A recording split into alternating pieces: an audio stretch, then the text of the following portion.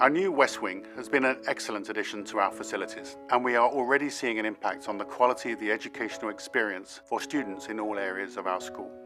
Our teachers have been especially vocal about the additional opportunities the spaces have provided, and we look forward to sharing these stories in the months to come. One of the greatest things I think that's happened since we've moved into this new building is we're on one level, on one floor, and all the classrooms are interconnected, which is fantastic. It means that parents from all the different age groups can actually mix and mingle, which we didn't have the space for in the old buildings. One of the benefits of these new spaces is it actually allows all our students to really spread out and create works that are outside of their sketchbooks. The students love the fact that they can take the elevator up to gym. It also means they get to their specialist classrooms on time, which is very helpful.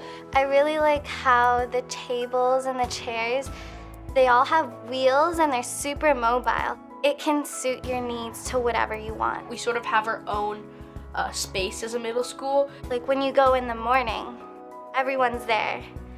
And you see the sun rising at the same time and the cars coming in from the parking lot.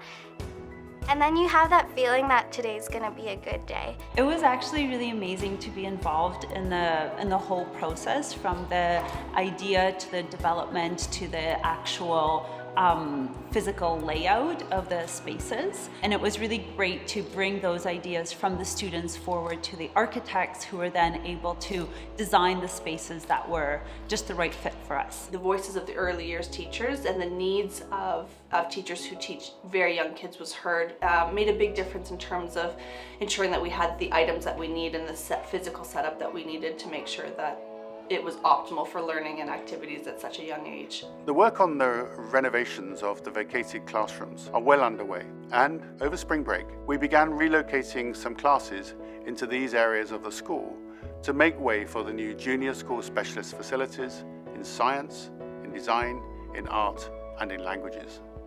This work will continue until the end of the summer vacation.